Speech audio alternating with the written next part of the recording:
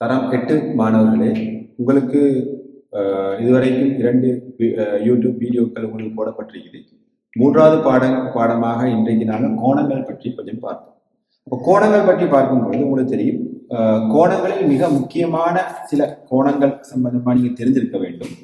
அதாவது நிரப்பு கோணம், அதே போன்று மிகை நிரப்பு கோணம், இந்த 2 விடயங்கள் கட்டாயமாக நீங்கள் தெரிந்திருக்கணும். நிரப்பு கோணம் சொல்லும் பொழுது, அதாவது ஒரு 90 பாகையில ஒரு கோணம் உங்களுக்கு தரப்பட்டிருந்தால், உதாரணமாக ஒரு கோணம் 50 பாகை என்று தரப்பட்டிருந்தால், நிரப்பு கோணம் சொல்லப்படும் பொழுது நிரப்பு கோணங்கள் 90 பாகை. 90 பாகையில மீதியாக உள்ள 40 பாகை என்பதுதான் உங்களுக்கான நிரப்பு கோணமாக அமையும். அதாவது 50 பாகையின் நிரப்பு கோணம் 40 பாகையாக அமையும். அதே போன்று 60 பாகையாக இருந்தால் நிரப்பு கோணம் 30 பாகையாக அமையும். அதாவது கூட்டுத்தொகை 90 வரக்கூடிய மாதிரி உள்ளதை நான் சொல்றோம் நிரப்பு கோணம். அதே போல மிகை நிரப்பு கோணமாக இருந்தால் 90 பாகை, மிகை நிரப்பு கோணமாக இருந்தால் 180 பாகையாக வரும். அப்ப 180 பாகை வரும் பொழுது உங்களுக்கு தெரியும், உங்களுக்கு 2 கோணங்கள் தரப்பட்டிருந்தால், அதாவது இந்த கோணம் 30 பாகை என்று தரப்பட்டிருந்ததுன்னு சொன்னால், ஏனைய இந்த கோணத்தை நாங்கள் எடுத்து பார்த்தால் 150 பாகை வரும். ஆகவே 30 பாகையின் மிகை நிரப்பு கோணம் 150 பாகை என்று சொல்லப்படும். அல்லது 150 பாகையின் மிகை நிரப்பு கோணம் 30 பாகை என்று சொல்லப்படும். எனவே அல்லது 50 பாகையாக தரப்பட்டிருந்தால் அதனுடைய மிகை நிரப்பு கோணம் 130 பாகை என்று சொல்லப்படும். எனவே மிகை நிரப்பு கோணம், நிரப்பு கோணம் என்ற 2 கன்செப்டையும் கட்டாயமாக நீங்க விளங்கிக் கொள்ள வேண்டும்.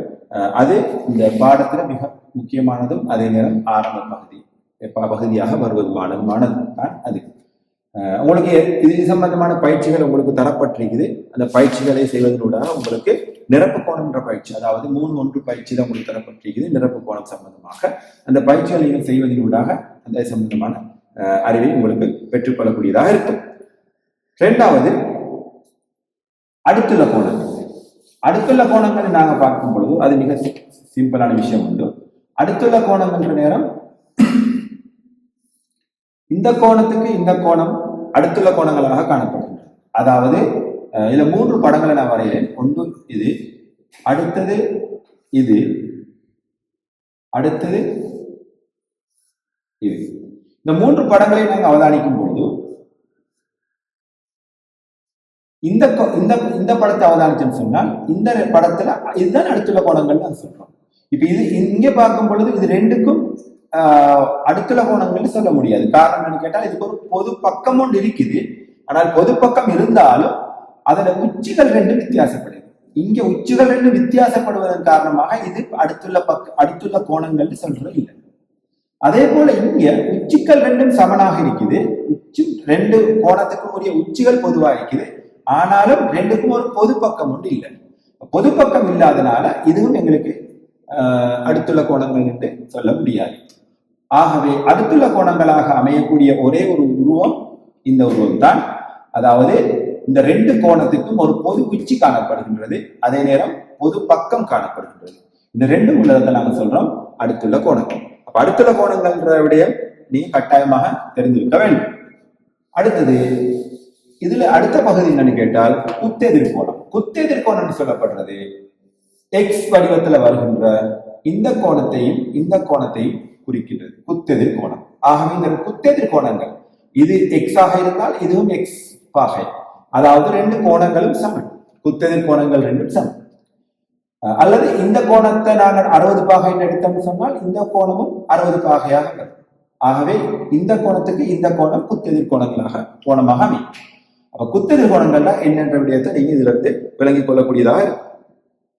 எனவே இந்த அடிப்படையான இந்த 2 விடயங்கள் நாங்கள் ஆரம்பத்துல பார்த்தது அடுத்துள்ள கோணங்கள், அதே மாதிரி குத்தெதிர் கோணங்கள், அதே போன்று நிரப்பு கோணம், மிகை நிரப்பு கோணம். இந்த 4 சிறிய தலைவங்கள்ல நாங்க இதை முதல்ல பார்த்தோம்.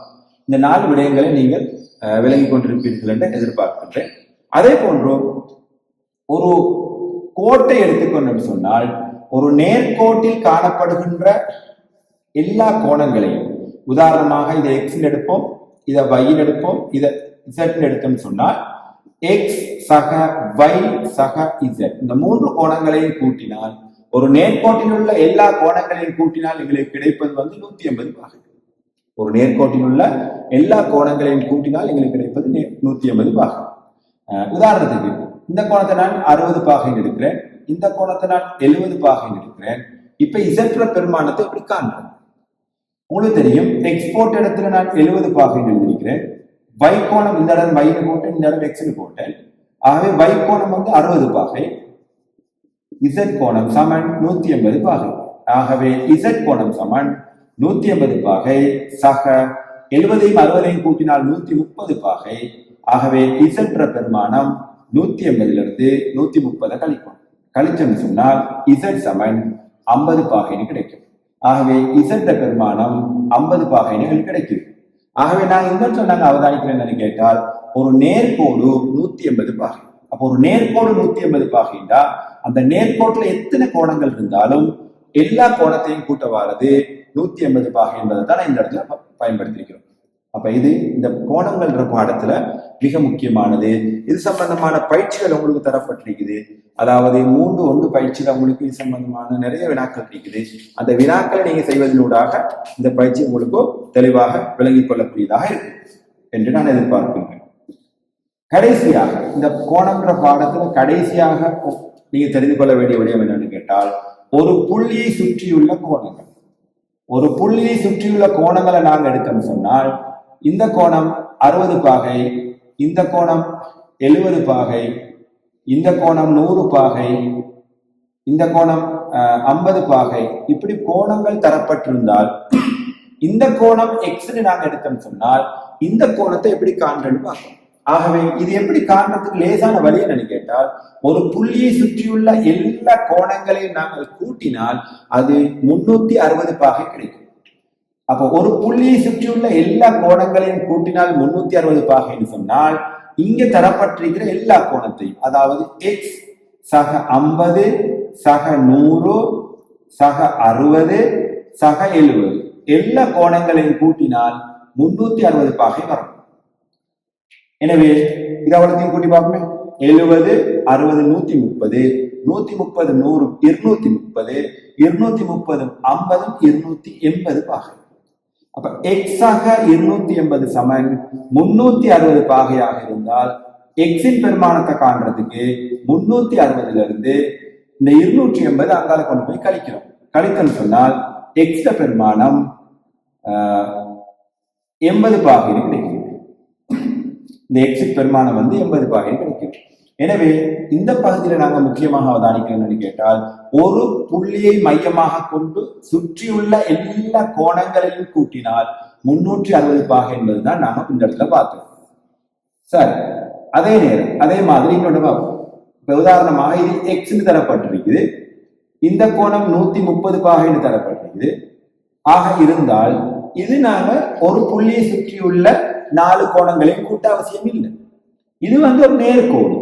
ஆகவே நேர்கோட்டில் உள்ள 2 கோணங்களையும் கூட்டினால் 180 பாகை என்று 180 பாகை வரும் என்பதை பயன்படுத்தி எங்களுக்கு இந்த இடத்துல எக்ஸ காணலாம். இந்த இடத்துல நாங்க இது 130 என்றால் இதுக்கும் 130, இதுவும் எக்ஸ்னா இதுவும் எக்ஸ்ன்னு போட்டு காண அவசியம் இல்லை. ஆகவே நேர்கோடுகள் 2 குறுக்காக வெட்டும் பொழுது உருவாகின்ற குத்தெதிர் கோணத்தை மையமாக கொண்டு நாங்கள் காணுவது அவசியமற்றது.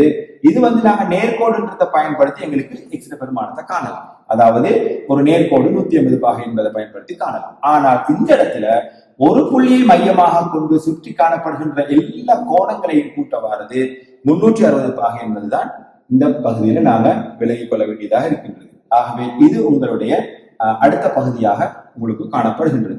எனவே இது சம்பந்தமான பயிற்சிகளும் உங்களுக்கு 3-2 பயிற்சிகள்லையும் 3 பயிற்சிகள்லையும் உங்களுக்கு தரப்பட்டிருக்குது. 3-2 பயிற்சியில உங்களுக்கு நான் ஏற்கனவே சொன்ன நேர்கோடு, ஒரு நேர்கோடு 180 பாகை, அதாவது எக்ஸ் ஆக 130 2ஐயும் கூட்டினால் 180 பாகை என்ற கன்செப்ட் இந்த இடத்துல பயன்படுத்தப்படுது. இந்த இடத்துல இருந்து நாங்க எக்ஸ் பெருமானத்தை கண்டுபிடிக்கணும். எக்ஸ் சமன் 180 இருந்து 130 கழிச்சால் எக்ஸின் பெருமானம் 50 பாகை என்று கிடைக்குது. அப்ப நாங்க இந்த இடத்துல எக்ஸ் பெருமானத்தை நாங்க காண்றதுக்கு பயன்படுத்தினது வந்து நேர்கோடு 180 பாகை என்பதை பயன்படுத்தினோம். இந்த இடத்துல எக்ஸின பெருமானத்தை காண்றதுக்கு ஒரு புள்ளியை சுற்றியுள்ள எல்லா கோணங்களையும் கூட்ட வாரது 360 பாகை என்பதை பயன்படுத்தினோம். எனவே இந்த பயிற்சி உங்களுக்கு 2 பயிற்சியாகவும் இது உங்களுக்கு 3 பயிற்சியாகவும் உங்களுக்கு தரப்பட்டிருக்குது. எனவே அந்த பயிற்சிகளை நீங்க செய்வதனூடாக உங்களுக்கு இந்த பாடம் சம்பந்தமான பூரண தெளிவை பெற்றுக்கொள்ளக்கூடியதாக இருக்கும் என்று கூறிக்கொள்கின்றேன். எனவே இந்த தரம் 8 உள்ள இந்த 3வது படிமுறை அல்லது 3வது பயிற்சி உள்ள 3வது படிமுறை உங்களுக்கு இந்த கோணங்கள் சம்பந்தமான அடிப்படையான பல விடயங்களை தெளிவுபடுத்தக்கூடியதாக காணப்படுகின்றது என்பதை கூறி இந்த பாடத்தில் உள்ள ஏனைய பயிற்சிகளை மாணவர்களாக நீங்கள் செய்வதனூடாக இப்பாடம் சம்பந்தமான பூர்ண தெளிவை உங்களுக்கு பெற்றுக்கொள்ளக்கூடியதாக இருக்கும் என்று கூறி இந்த பாடத்திலிருந்து நான் விடைபெறுகின்றேன். அடுத்த பாடத்தில் உங்களை சந்திக்கும் வரை.